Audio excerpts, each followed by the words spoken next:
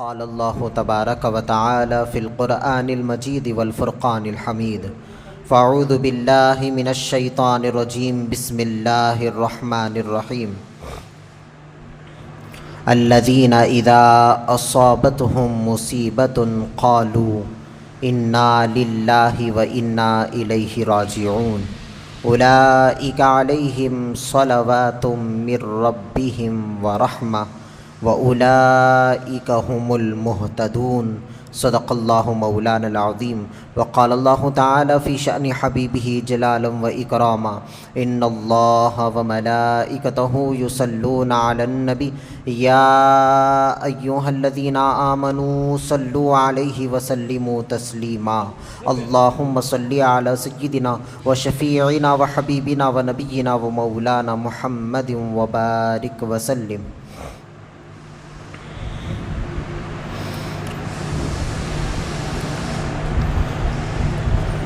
السلام علیکم ورحمۃ اللہ وبرکاتہ۔ بزرگان ملت، عزیزان محترم، اللہ جل شانہ وعم نوالہ کا بے انتہا شکر احسان ہے۔ اللہ تعالیٰ نے ہم گناہ گاروں کو اس کے پیارے محبوب صلی اللہ علیہ وسلم کی امت بابرکت میں پیدا فرمایا اور ہمیں اس پیدائش پر بے انتہا فخر عظیم عنایت فرمایا۔ ساتھ ہی ساتھ اللہ تبارک و تعالیٰ نے ہم کو آج جمعۃ المبارک میں جمع فرمایا، جس کی رحمتیں، برکتیں اور فیوز و برکات سے ہم مالا مال ہو رہے ہیں۔ محترم دوستو،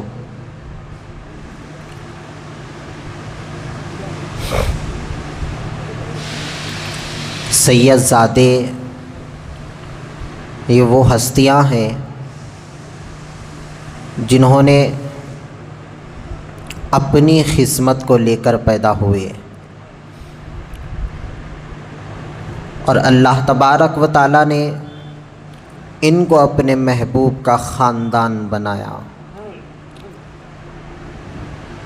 ان لوگوں کو سادات کرام کہتے ہیں اور یہ سید زادے شروعات سے ہی مصیبتوں میں، مشکلات میں گھرے ہوئے ہیں۔ تمام امت کے مشکلات سید زادوں نے اٹھا لیا، تمام امت کی مصیبتیں ان پر آئیں، تمام امت کو دین پہنچایا، دین کی سلامتی ان کے ہاتھوں میں دی، تو وہ سید زادوں کی ذات ہے۔ کیونکہ اس کی وجہ تھوڑا سا تاریخ کا ورق اگر ہم دیکھیں، ہسٹری یہ بتاتی ہے، تاریخ یہ بتاتی ہے کہ امام علی مقام مولا حسین علیہ السلام کو جب یزیدی فوج نے ان کو شہید کر دیا، اس کے بعد کیا منظر ہوا، کیا واقعات ہوئے، لکھا یہ جاتا ہے کہ اس کے بعد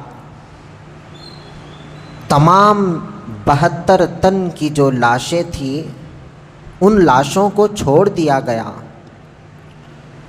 مگر ایک لاش مبارک ایسی ہے جس کے ساتھ بہت زیادہ بے حرمتی کی گئی۔ ایسا سلوک کسی کے ساتھ نہیں ہوا جو وہ سید زادے پر ہوا۔ اور یہ بھی کہا گیا، آج تک اس منظر کو نہ زمین نے دیکھا تھا نہ آسمان نے دیکھا تھا۔ تمام تر اللہ تبارک و تعالیٰ کی مخلوق تھرا رہی تھی، کانپ رہی تھی کہ یہ منظر کو دیکھ کر نہ کہیں خدا قیامت کا سور نہ پھونک دے، نہ قیامت تو غالب نہ آ جائے۔ اور کہنے والے یہ بھی پکار پکار کر کہہ رہے تھے کہ یا خدا، یہ کیا تو آسمان پر بیٹھ کر دیکھ رہا ہے؟ یہ سب تماشے جو نبی کے نواسے کے ساتھ کیے گئے، کیا تو خاموش بیٹھا ہوا ہے دیکھ رہا ہے؟ کیا تو اس کا انتقام نہیں لے گا؟ حضرت زینب سلام اللہ علیہا، جو مولا حسین علیہ السلام کی بہن ہے، وہ گنبد خضرا کی جانب پکار کر کہتی ہے یا محمدہ یا محمدہ، اے محمد صلی اللہ علیہ وسلم، اے سیدوں کے نانا جان، آپ کے خاندان کے ساتھ یہ کیا ظلم ہو رہا ہے؟ آپ دیکھیے ہماری طرف کہ آپ کے نواسے کو کس طرح سے شہید کر دیا گیا۔ وہ نواسے کو شہید کیا گیا جو نواسا درمیان نماز سجدے کی حالت میں جب آپ تھے تو آپ کے پیٹھ پر، آپ کے پشت پر آ کر بیٹھ گیا، تو آپ نے سجدے کو طویل کر دیا۔ وہ نواسے کو شہید کر دیا گیا کہ وہ نواسا ذرا سا ٹھوکر لگی گر گیا تو آپ منبر پر خطبہ ارشاد فرما رہے تھے، فوراً خطبے کو روک دیے اور منبر سے نیچے اتر گئے۔ وہ نواسے کو شہید کیا گیا جس کی زبان کو آپ نے چوسا، اور جو آپ کی زبان کو چوسا، ایسے نواسے کو شہید کیا گیا۔ یا محمدہ یا محمدہ۔ پھر کہنے لگے، حضرت زینب سلام اللہ علیہا کہنے لگی، اے میرے نانا جان، یہ بدبختوں نے، یہ کمینوں نے ہمارے ساتھ ظلم کیا، آپ دیکھ رہے ہیں اور خدا بھی دیکھ رہا ہے۔ یہ کون سی زبانیں ہیں؟ کیا حشر ہوگا؟ سید زادوں کی زبان سے جو الفاظ نکل جاتے ہیں وہ فوری آسمان کو لگتے ہیں، کیونکہ یہ معمولی زبانیں نہیں، یہ وہ زبانیں ہیں جن کو آقائے دو جہاں صلی اللہ علیہ وسلم نے اپنے لعاب دہن کو چکایا تھا۔ اب لے گئے کربلا سے دمشق، اس کو دمشق بھی کہتے ہیں، جہاں پر یزید کی حکومت تھی۔ یہ منظر میں آپ کے سامنے ذرا سا غور کیجئے۔ جب وہ لے گئے، لے جاتے وقت یہ معاملہ تھا کہ ایک جلوس کی شکل تھا، یعنی کہ انہوں نے ایسا یہ معرکے کو اور یہ جیت کو ایسا بتایا کہ ہم بہت بڑا کام کر کے آئے، اور جس طرح سے استقبال کیا گیا، اس استقبال کو تاریخ لکھتی ہے، کہتی ہے کہ وہ استقبال ایسا تھا کہ وہاں سے سر امام حسین آ رہا ہے، نیزے پر آپ کا سر ہے، اور سارے لوگ ڈھول بجا رہے ہیں، گانے گا رہے ہیں، باجے بجا رہے ہیں، کئی لوگ ناچ رہے ہیں۔ یہ حالات میں آپ کے سر مبارک کو لایا جا رہا ہے، خوشیاں منائی جا رہی ہے کہ ہم نے شہید کر دیا، ہم نے ختم کر دیا، مار دیا، ہم جیت گئے، یہ ہار گئے۔ ایسا ظلم کیوں ہوا؟ وجہ کیا تھی؟ اس کا تو حل ہم بعد میں دیکھیں گے۔ اب جو خاندان والے تھے ان کو کیسا؟ حضرت زینب سلام اللہ علیہا، آپ کے ہاتھوں میں 2 بیڑیاں ہیں، وہ چادر مبارک جو آپ اوڑھتی تھی، وہ چادر مبارک کو آپ کے سر سے ہٹا لیا گیا۔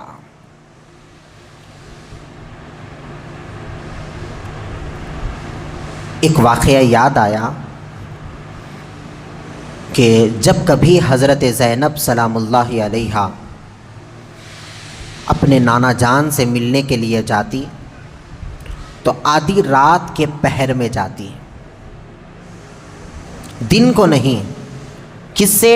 محمد الرسول اللہ سے ملنے جا رہے ہیں۔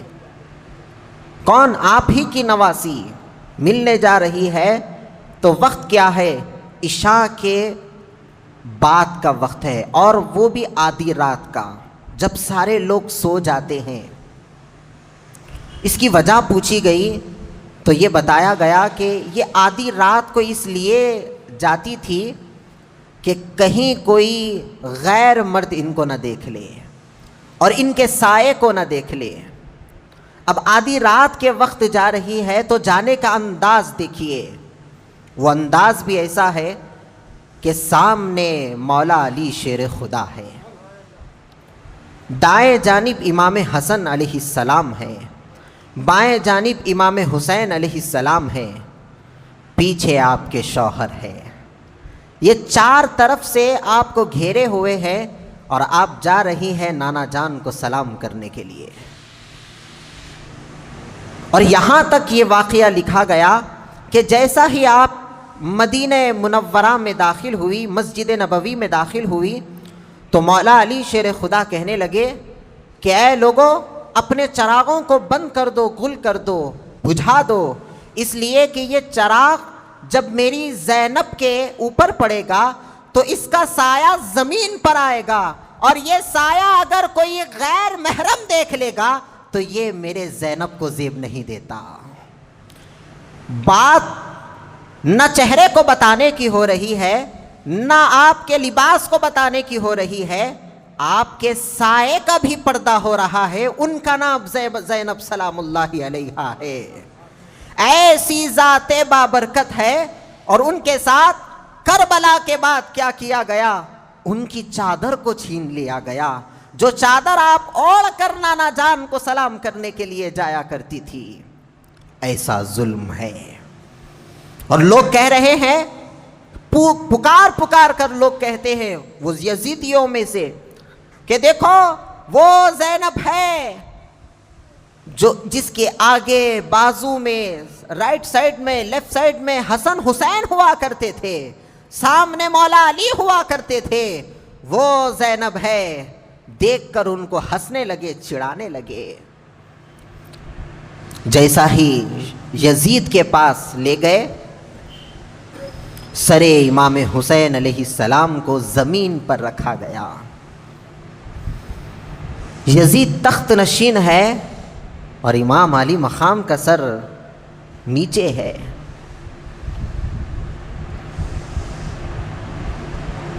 اور سارے خاندان والوں کو کہنے لگا کہ تم لوگوں کا جو حشر ہوا ہے وہ حشر نہیں ہونا تھا۔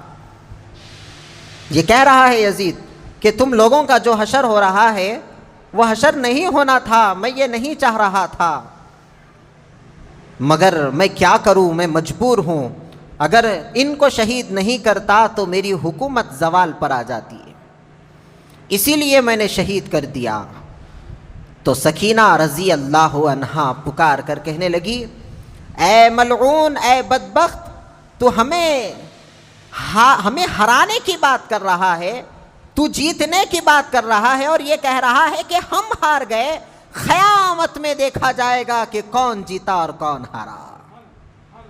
7 سال کی بچی اس مجمع میں کہہ رہی ہے، یہی سید زادوں کی تربیت ہے۔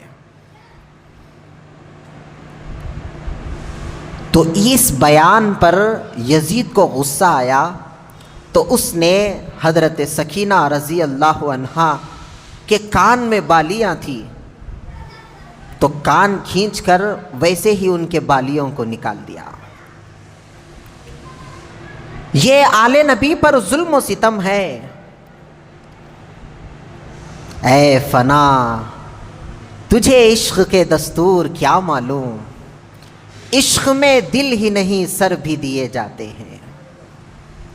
یہ معاملہ عشق کا ہے، ہم دل دیتے ہیں عشق میں، مگر عشق دل کو نہیں چاہتا، عشق سر کو چاہتا ہے۔ امام علی مقام یہ عشق کے رازوں میں کا ایک راز ہے، اور عشق کا نام ہی امام حسین ہے۔ اسی لیے آیت نازل ہوئی، الذین اذا اصابتہم مصیبہ قالوا انا للہ و انا الیہ راجعون۔ یہ ایمان والوں کا ایک بہت بڑا مقام قرآن نے بیان کیا۔ کون سا مقام ہے یہ ایک صبر کا مقام ہے، یہ رضا کا مقام ہے، اور یہ راضیہ مرضیہ کا مقام ہے۔ وہ مقام ہے جو مقام پر بندہ اللہ سے راضی ہوتا ہے، اور پھر وہ مقام آ جاتا ہے کہ بندے کے ہر کام پر اللہ راضی ہو جاتا ہے۔ یہ ہمارا آج کا حال یہ ہے کہ ہم یہ چاہتے ہیں کہ ہمارے کام سے اللہ راضی ہو جائے، مگر یہ ایسا مقام ہے کہ جب بندہ خود سے بھی جب کچھ کرتا ہے تو اللہ کہتا ہے میں راضی ہوں۔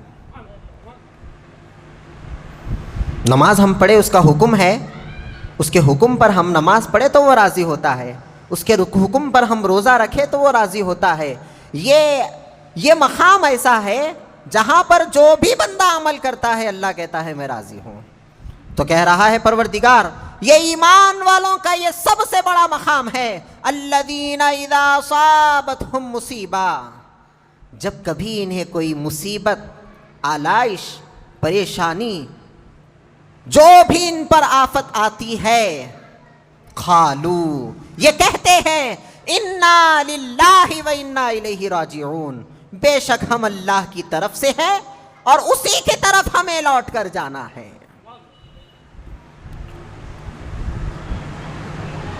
یہ ایک آیت ہے، ہم بچپن سے پڑھتے آ رہے ہیں، جب کسی کا انتقال ہو جاتا ہے تو فوری زبان سے نکلتا انا للہ و انا الیہ راجعون۔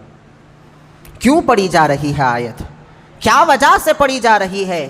اس کا ادراک ہمارے دل میں ہے یا نہیں؟ اس کا استحضار ہمارے دل میں ہے یا نہیں؟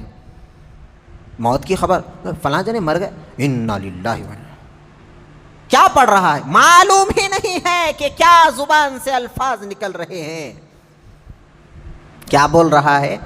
کسی کا انتقال ہو گیا تو یہ الفاظ انا للہ و انا، بے شک ہم اللہ کی طرف سے ہیں اور ہمیں اللہ کی طرف لوٹ کر جانا ہے۔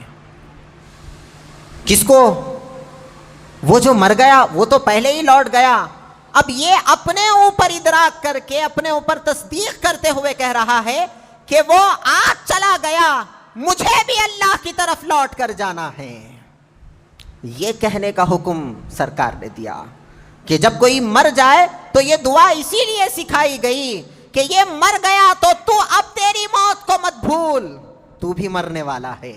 اب یہ کہہ دے کہ یہ جس طرح سے اللہ کی طرف لوٹ کر گیا، اب یہ کہہ کہ یہ جس طرح لوٹ کر گیا مجھے بھی جانا ہے، انا للہ و انا الیہ راجعون۔ یہ موت کی یاد ہے۔ پھر اللہ فرمائے اولئک علیہم صلوات من ربہم ورحمہ، ایسے لوگوں پر ان کے رب کی طرف سے صلوات اترتے ہیں۔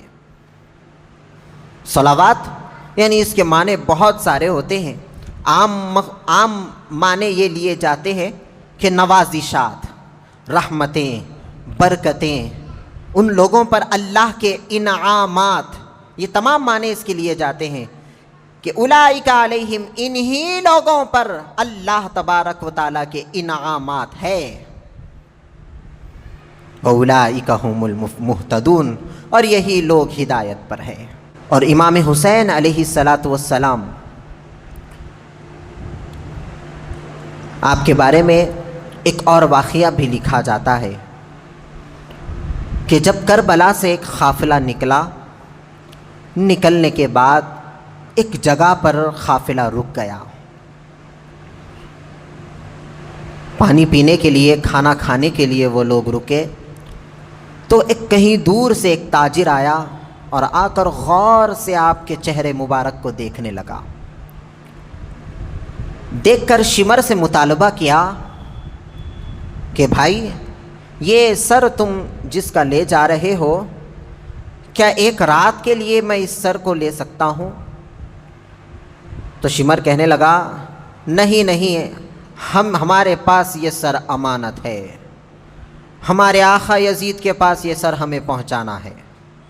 تو اس نے کہا کہ دیکھو تم صبح تک رک رہے ہو، رات پوری یہیں گزار رہے ہو، تو تمہارے نکلنے سے پہلے میں تمہارے سامنے سر لا کر دے دوں گا۔ تو وہ دنیا کے طالب تھے، دنیا کے کتے تھے۔ وہ کہنے لگا کہ ٹھیک ہے، جب میں تمہیں سر دوں گا تو تم اس کے بدلے میں کیا دو گے؟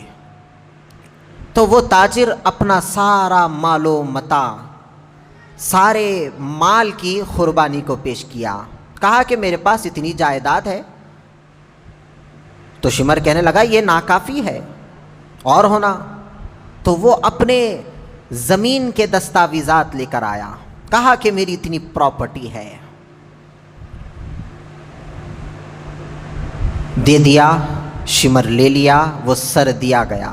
وہ سر کو لے گیا، لے جا کر اپنے گھر کے ایک محراب کے اندر رکھا۔ وضو سے وہ یہودی تھا، مسلمان نہیں تھا، تو مسلمانوں کے پورے طریقے سے، مسلمانوں کا جو طریقہ ہے، غسل کرنا، وضو کرنا، یہ سارے طریقے اپنایا۔ غسل کر کے، وضو کر کے سر مبارک کو پانی سے پوچھتا ہے، وہ خون کے دھبوں کو پوچھ کر کہتا ہے کہ میرے مولا حسین میرے گھر تشریف لائے۔ اس کے پیچھے بھی ایک واقعہ ہے، بچپن کا واقعہ ہے کہ مولا حسین، یہاں تک یہ واقعہ لکھا جاتا ہے کہ چھوٹے سے آپ بچے تھے تو ایک تاجر سے بحث ہوئی، یا پھر اسی سے بحث ہوئی، یہ بھی لکھا جاتا ہے۔ 1 روپے کے لیے بحث ہوئی، 1 روپے کے لیے۔ کس بات پر بحث ہوئی؟ کہ وہ تاجر جھوٹ بول کر 1 روپیہ اضافہ کما رہا تھا۔ تو مولا حسین علیہ السلام وہاں سے گزر رہے تھے، تو فوری آپ نے کہا کہ اے تاجر، کیوں جھوٹ کا معاملہ کر رہا ہے؟ تو جھوٹ مت بول، سچ سے معاملہ کر، سچ سے تجارت کر، سچ کے ساتھ کاروبار کر، تو جھوٹ مت بول۔ تو وہ کہہ رہا ہے میں 1 روپیہ ہی اضافہ لے رہا ہوں، نہیں 1 روپیہ بھی اضافہ نہیں لے سکتا۔ سچ کا جو پیسہ آتا ہے وہ تیرے لیے برکت ہے، جھوٹ کا 1 روپیہ تیری تمام تر کمائی کو حرام بنا دیتا ہے۔ اب اتنی خطرناک بحث ہوئی، اتنی وہاں پر مجمع جمع ہو گیا، تو چند صحابہ وہاں سے گزر رہے تھے، کہے ارے یہ تو امام حسین چھوٹے سے بچے، یہ تو شہزادے وہاں پر ٹھہرے ہوئے ہیں، کیا بات ہے؟ جب صحابہ کرام آئے، آ کر کہنے لگے شہزادے آپ یہاں پر کیا کر رہے ہیں؟ تو آپ نے کہا کہ یہ جھوٹ سے معاملہ کر رہا تھا، جھوٹ سے تجارت کر رہا تھا، 1 روپیہ جھوٹ کا کما رہا تھا، تو میں نے اسے کمانے سے روک دیا۔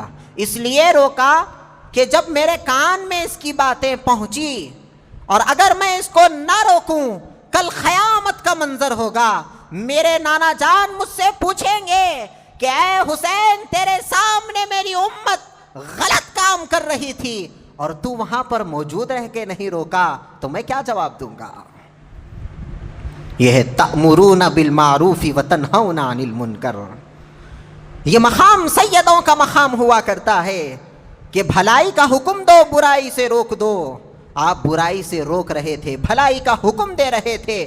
وہ یہودی اس واقعے کو یاد کیا، یاد کر کر کہنے لگا کہ مولا حسین، آج تک میں نے جھوٹ سے معاملہ نہیں کیا، اس کی برکت اتنی ہوئی کہ میرے اتنا مالدار اس بستی میں کوئی نہیں ہے۔ آپ نے میری آخرت بچائی، میں یہودی ہی صحیح، میں دوسرے مذہب کا ماننے والا ہی صحیح، آپ نے نہ مسلمان دیکھا، نہ یہودی دیکھا، نہ عیسائی دیکھا، آپ نے غلط کام کرتے ہوئے دیکھا تو آپ نے فوری مجھے روک دیا۔ وہ روکنے کی برکت یہی ہے کہ میں آج اس مقام پر موجود ہوں۔ یہ کہتے ہوئے سر کو صاف کر رہا ہے۔ اب جیسا ہی آپ وہ کلین کر دیا، صاف کر دیا، ایک چراغ کو سامنے لایا، اور وہ چراغ، وہ دور میں چراغ میں بھی تھوڑی کوالٹیز ہوا کرتی تھی۔ آج ہمارے لائٹوں میں، بلبوں میں کوالٹیز ہوتی، کم روشنی، زیادہ روشنی، تو وہ کوالٹی کیسی رہتی؟ تیل کا چراغ اگر رہا تو یہ معمولی بات ہے، گھی کا چراغ بھی جلایا جاتا ہے، اس دور میں گھی کا چراغ جلانا یہ ایسی بات ہوتی تھی، خوشیوں میں لوگ شادی بیاہ کے موقع پر، خوشیوں کے موقع پر، کسی کی پیدائش پر گھی کے چراغ جلاتے تھے۔ تو اس نے امام عالی مقام کے سامنے گھی کا چراغ جلا کر کہا کہ میرے مولا حسین آئے، اور کبھی مسکراتا، کبھی روتا، کبھی آپ کی شہادت کا غم مناتا۔ یہ سارا واقعہ رات بھر ہوا، اس کی آنکھ لگ گئی، سو گیا۔ ایسے ہی تکتے تکتے، دیکھتے دیکھتے اس کی آنکھ لگ گئی۔ مورخین لکھتے ہیں کہ جیسا ہی اس کی آنکھ لگنا تھا، مولا حسین اس کے خواب میں تشریف لاتے ہیں، کہتے ہیں اے یہودی، کل بھی تیری فکر تھی، آج بھی تیری فکر ہے۔ کل تیری فکر اس لیے تھی کہ تو حرام کاری کر رہا تھا، حرام سے معاملہ کر رہا تھا، اس لیے تیری فکر ہوئی۔